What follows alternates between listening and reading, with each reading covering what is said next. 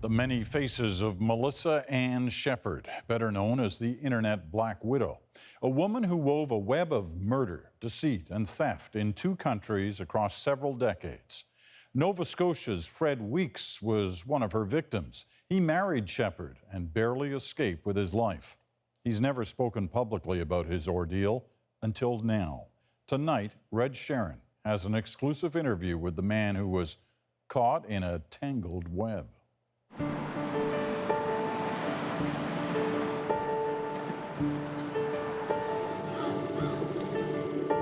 Like a cup of coffee? Yeah, I'd love one, sure. You could understand it if 76-year-old Fred Weeks never drank another cup of coffee. But most of the time, she made the coffee. Yeah. Most of the time she did. Okay. Yeah. I never thought about that till now. She was Melissa Ann Shepard, his new neighbor who liked to chat over coffee. What was it about her that you found, attractive? Just somebody to talk to, that was all. Turns out she was putting a lot more than coffee in there. Yeah. Now, almost a year later, Fred realizes he got tangled in the web of a woman known as the Internet Black Widow, and he's lucky to be alive. That's the trial. That's the end of it. Now, he says ordeal over. Well, it was an ordeal. The funny thing is, Fred is not a guy for the internet. He prefers writing things down, trying to remember how his life could take such a turn. A retired school teacher, Fred was married 54 years to the love of his life, Joyce. Together they raised 6 children. When she passed, it left a huge hole in his world. We were always together. He filled the holes in his new life by going to dances or playing cribbage, but he was lonely. He first met Melissa Ann Shepard when she moved into the housing complex and wanted help with some boxes. She was a good talker? Yeah. She's very nice to talk to. She had a little religion in there, and she was talking like she was always religious. That was the first lie. Then things started moving very quickly. She came knocking at my back door. And what was that about? She just wanted to know if I was lonesome the same as she was. They went for drives, talked about the future, had coffee. She assured him she had money of her own. Then she talked about getting married.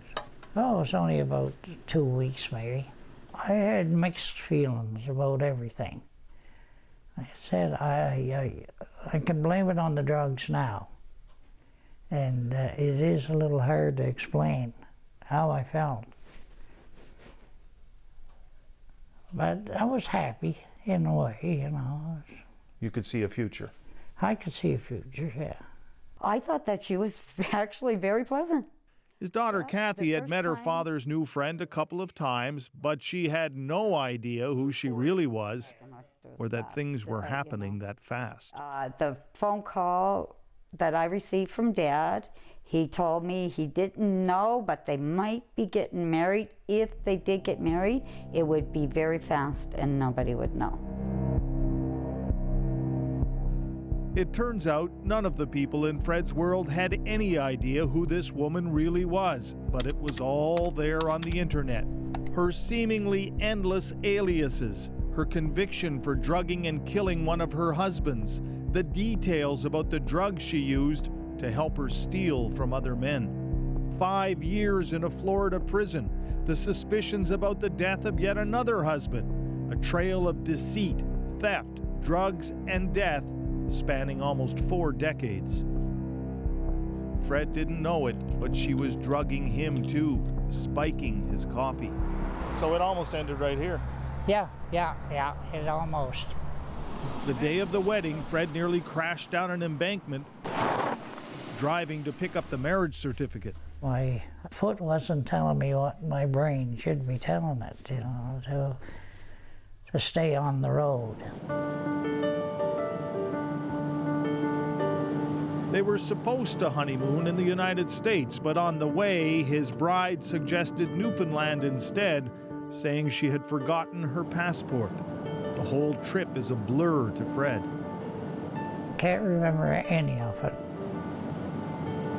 Having to be carried off the ferry in a wheelchair.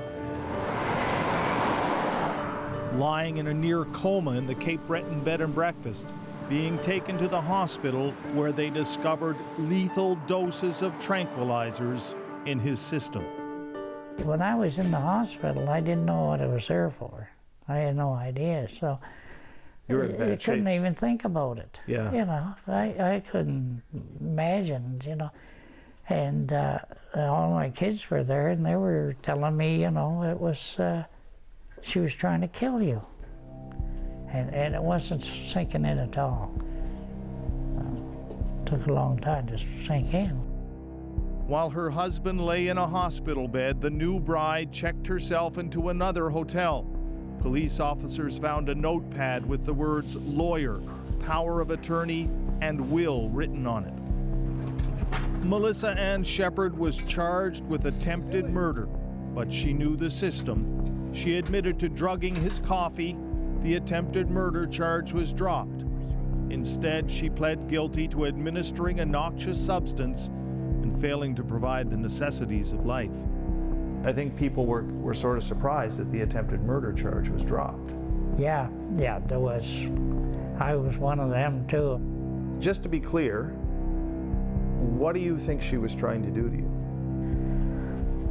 Just exactly what she did. She was trying to kill me. There's no doubt in my mind. Fred's been using the notebook to write down things as he remembers them. He has tremors. His daughter worries the damage is permanent. It scares the life out of me that if she had have gotten what she wanted, which was his power of attorney on his will, if she had have gotten that prior to going to Newfoundland, I do believe you would have never seen him back from Newfoundland. I believe that very, very strongly. You could have lost him. Yeah, we would have lost him in Newfoundland. Yeah, because nobody knew. The marriage was annulled, every photo destroyed, but Melissa Ann Shepherd could be released in a little over a year. And Fred has a warning. Well, I think she's a wicked woman. She's not safe with any man. And she will do it again. And that's my opinion. He's trying to put it behind him, getting on with his life, and he still enjoys a cup of coffee. It's definitely not going to happen again. I'm not going to let him Hard lesson learned. Yeah, a lesson learned. That's right. Red Sharon, CBC News, in Stellarton, Nova Scotia.